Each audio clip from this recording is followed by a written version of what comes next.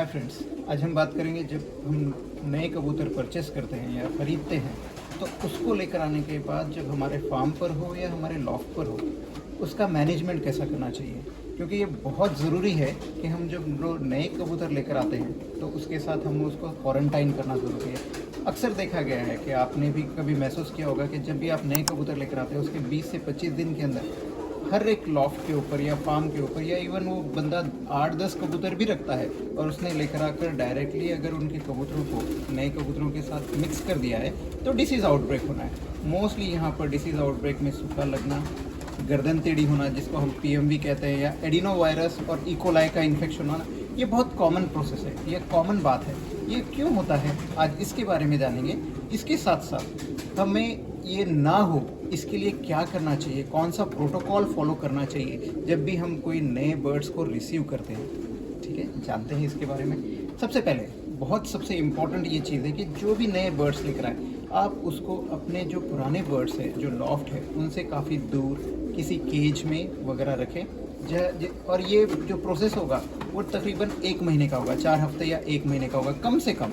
मैं ये कह रहा हूँ कम से कम, फिर से रिपीट करूँगा क्योंकि ये नॉर्मली रिकमेंडेड होता है 45 दिन का, मतलब 1.5 महीने का, लेकिन आप कम से कम इनको 1 महीना अपने जो खुद के पुराने वाले कबूतर हैं उनसे काफ़ी दूर रखें। और ये पीरियड को कहते हैं हम उसको, ये इस समय को कहते हैं क्वारंटाइन पीरियड। क्वारंटाइन क्या होता है?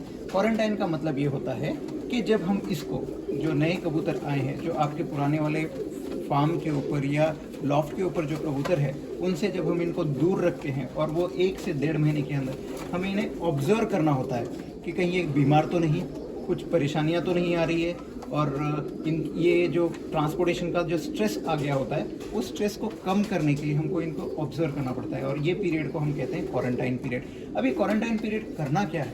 कुछ नहीं, सिंपल सी टेक्निक है कि भाई आप ये कबूतरों को दूर रखें, आपके जो कबूतर है उनके साथ इन्हें मिक्स ना होने दें, काफ़ी दूर रखें इन्हें। और ये तब तक करें जब तक कि ये पूरे आप कंफर्म नहीं हो जाते कि ये कबूतरों को कोई बीमारी नहीं है। अगर कुछ बीमार कबूतर होते भी हैं, क्योंकि अक्सर ये होता है कि ये किसी और के लॉफ्ट से आए हैं और साथ ही साथ इनका ट्रांसपोर्टेशन भी होता है। ट्रांसपोर्टेशन में काफ़ी बार ऐसा होता है कि ये स्ट्रेस में आ जाते हैं, और जब भी कोई कबूतर स्ट्रेस में आता है तो वो बीमार होना ही होना है। अब ये सब अवॉइड करने के लिए हमें क्या करना चाहिए? हमें इनको क्वारंटाइन करना चाहिए। क्वारंटाइन का मतलब सेम जैसे पहले बता चुका हूँ कि इन्हें सेपरेट रखना है। अब इनको कितना सेपरेट रखना है? अगर आप उनको टोटली दूसरे अलग रूम में, या आपके जो पुराने कबूतर हैं उनसे कम्प्लीटली अलग साइड में अगर आप इनको 1 से 1.5 महीना रख सकते हैं, ऑब्जर्व कर सकते हैं, वेल एंड गुड, बहुत अच्छा होगा। और ये पीरियड में इन्हें हर चीज़ के ऊपर हर बारीकी से इनको ऑब्जर्व करना है कि कहीं ये बीमार तो नहीं, कहीं आँख से पानी जा रहा है, कहीं नाक से तो पानी नहीं जा रहा है, कहीं मुंह खोल कर तो सांस नहीं ले रहे हैं, कहीं ये बीट में तो कुछ प्रॉब्लम नहीं दे रहे हैं। ये चीज़ों को हमें इनको ऑब्जर्व करना चाहिए। अब ये ऑब्जर्व करने के साथ साथ प्रोसीजर के अंदर एक बहुत इंपॉर्टेंट थिंग है जो आपको फॉलो करनी चाहिए कि जब भी आप आपके कबूतरों को खाना देते हैं तो इन कबूतरों को भी आप खाना पानी देंगे, लेकिन ये कब करना है? पहले आपके कबूतरों का पूरा दाना पानी कर लेना है और आखिरी में यहाँ पर आकर करना है, ताकि अगर ये भी कबूतर इनमें से जो आपने मंगवाए हैं बाहर से, वो आने के बाद अगर कुछ कबूतर बीमार होते हैं तो यहाँ से आप खाना पानी करके जाओगे आपके कबूतरों के पास, तो वहाँ पर बीमारियाँ फैल सकती हैं। तो इसको कम करने के लिए पहले आपके कबूतरों का खाना पानी कर लें, और उसके बाद ये कबूतरों को, सबसे जब आपके सारे काम ख़त्म हो जाएं तो ये कबूतरों का खाना पानी करके आप हाथ धोकर निकल जाएं। ये सबसे इम्पॉर्टेंट थिंग है क्वारंटाइन पीरियड के अंदर। अब यहाँ पर दूसरा एक पॉइंट आता है कि जब भी हम इन कबूतरों को रिसीव करते हैं तो ये स्ट्रेस में रहते हैं। स्ट्रेस में रहने की वजह से इन्हें बीमारियां हो सकती हैं। तो अब बहुत सारे लोग क्या करते हैं कि भाई जब भी आते हैं तो इन्हें सप्लीमेंट्स देना तो ज़रूरी है। ये तो मैं भी रिकमेंड करूंगा कि आप इन्हें सप्लीमेंट्स दें। सप्लीमेंट्स में आप क्या दे सकते हैं वो इसके ऊपर डिस्कस करेंगे, लेकिन बहुत सारे लोग इन्हें एंटीबायोटिक देते हैं।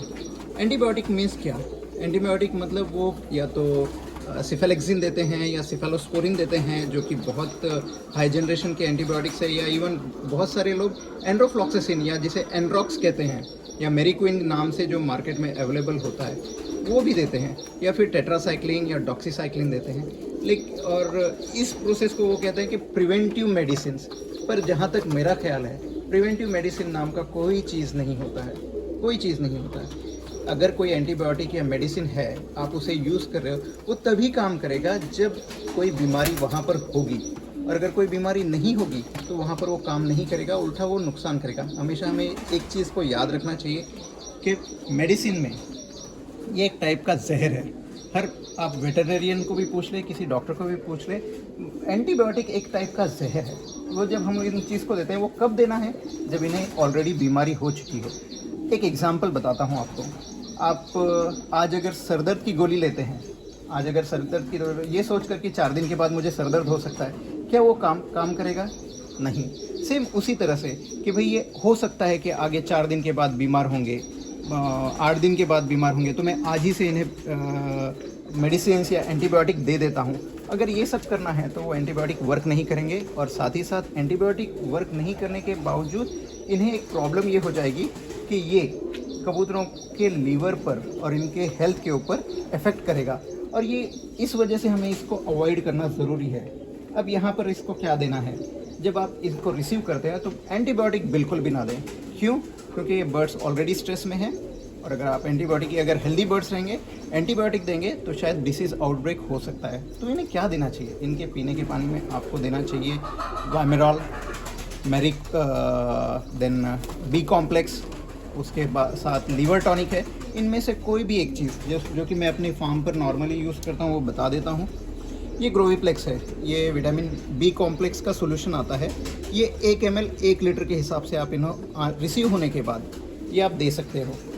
या अगर आपके पास ग्रोवीप्लेक्स नहीं है तो आप लीवर टॉनिक यूज़ करते होंगे, तो आप ये लीवर टॉनिक भी आप यूज़ कर सकते हो।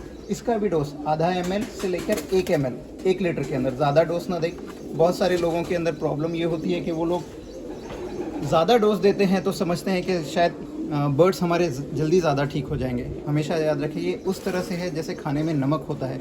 नमक सिर्फ एक चुटकी भर ही डालते हैं तो उसका मज़ा आता है, लेकिन अगर हमने उसे ज़्यादा डाल दिया तो हमें वोमिटिंग तक हो सकती है। सेम उसी तरह से ये सप्लीमेंट्स है, ये बहुत कम क्वांटिटी में लगते हैं। इसका आप ओवरडोज करने की वजह से इसके नुकसान भी आपको मिलेंगे। ये रही सेकेंड बात। जब भी आप कोई नए कबूतर को लेकर आते हैं तो पहली तो बात हो गई क्वारंटाइन की, कि हमें इन्हें सेपरेट रखना है कम से कम 1 महीना।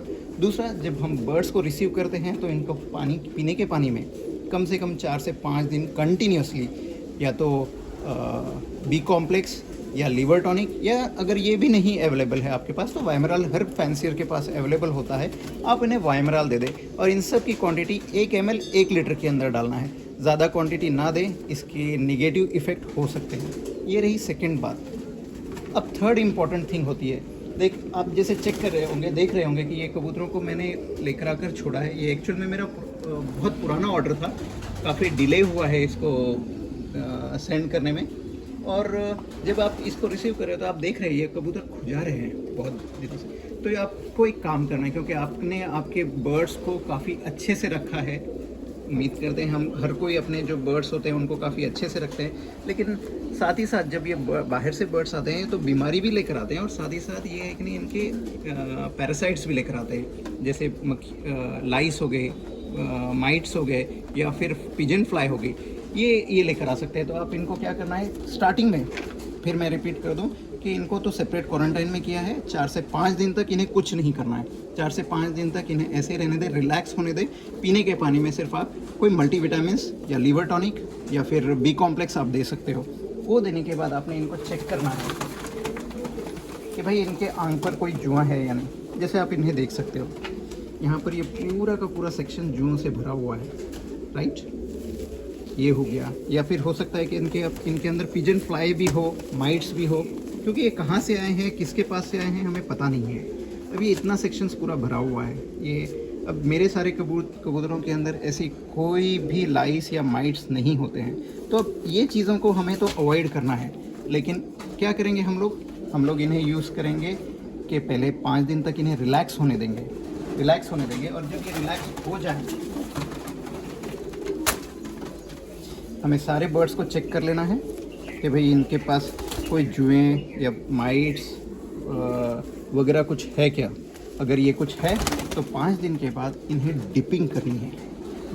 डिपिंग का मतलब ये होता है कि हम कोई, जैसे बोटॉक्स वगैरह होता है, वो 1 लीटर में डालकर बकेट के पानी में, एक 10 लीटर बकेट के पानी में डालकर इन्हें अच्छी तरह से डुबा कर भिगा कर निकालें और आधे घंटे के बाद फिर सादे पानी में उसको वॉश करें और धूप में रख दें ताकि ये जो जितने भी कीड़े आए हैं इनके ऊपर के वो मर जाए। अब यहाँ पर एक बहुत बड़ी प्रॉब्लम आती है कई फैंसियर्स को कि जब भी वो कोई मीन्स बोटॉक्स वगैरह ऐसा कुछ यूज़ करते हैं तो काफ़ी नेगेटिव इफ़ेक्ट भी दिखाई देते हैं। यस, इसमें कोई शक नहीं कि अगर हम जब भी कोई केमिकल का या फिर इवन सप्लीमेंट्स का एक्स्ट्रा डोज हम यूज़ करते हैं तो उसके निगेटिव इफेक्ट होना ही है, चाहे फिर वो वाइमरल हो या लिवर टॉनिक हो या फिर बी कॉम्प्लेक्स हो, कोई भी सप्लीमेंट के नेगेटिव इफेक्ट होते ही है। सेम उसी तरह से जब भी आप बोटॉक्स भी यूज़ करते हैं 1 ml पर लीटर के हिसाब से यूज़ करेंगे तो कोई प्रॉब्लम नहीं होता है, लेकिन फिर भी बहुत सारे लोग इस बोटॉक्स यूज़ करने से डरते हैं। उन्हें और दूसरे ऑप्शन है, एक तो डॉग्स के स्प्रे आते हैं। आपने कबूतर को पकड़ना है, चेक करना है, अगर आप बोटॉक्स यूज़ नहीं करना चाहते हैं, आप दूसरा ऑप्शन यूज़ करना चाहते हैं, ओपन करनी है और यहाँ पर पूरा स्प्रे कर देना है सारी अच्छी तरह से, दोनों विंग्स में वगैरह काफ़ी अच्छे से स्प्रे करके, वो परमेथ्रिन का स्प्रे आता है वो स्प्रे कर सकते हैं आप। दूसरा, अगर स्प्रे नहीं मिला है तो नोटिक्स पाउडर एक आता है, नोटिक्स पाउडर को आपने यूज़ करना है। नोटिक्स पाउडर को यूज़ करने के लिए भी आपने सेम प्रोसीजर है, मार्केट में कोई वेटरनरी शॉप पर जाएंगे तो आपको नोटिक्स पाउडर मिल जाएगा। नोटिक्स पाउडर को भी आपने कबूतर को पकड़ना है, ओपन करनी है उनकी विंग्स और यहाँ पर पूरी तरह से पाउडर डाल देना है। जैसे ये जहाँ पर आपको ये दिखेगा कि ये जुए हैं या माइस है, लाइट्स है, वो डाल देना है। अब ये डालने के बाद ये हो गया थर्ड थिंग जो आपको इम्पोर्टेंट है, मतलब मैं फिर से रिपीट करूँगा ताकि आपको याद रहे।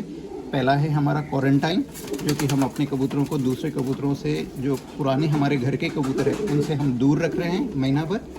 उसके बाद सेकेंड थिंग है कि हमने इन्हें डी स्ट्रेस करना है, मतलब इनकी जो ट्रैवल का जो स्ट्रेस आ चुका है उसको कम करना है। उसके कम करने के लिए हमने इन्हें मल्टीविटामिन देने हैं, लेकिन अगेन फिर याद रहे डोज ज़्यादा नहीं होना चाहिए वरना इसके नेगेटिव इफेक्ट दिखाई देंगे। और तीसरा, 3 बातें देख चुके हैं। चौथी इंपॉर्टेंट बात होती है कि ये कबूतर जब आए हैं तो हमें ये नहीं पता होता है कि कहाँ से आए हैं, मतलब कहाँ से इन द सेंस दैट वो कौन से मैनेजमेंट से आए हैं। हमें तो अपने कबूतरों के लिए अच्छे से अच्छा मैनेजमेंट ही रखना पड़ेगा।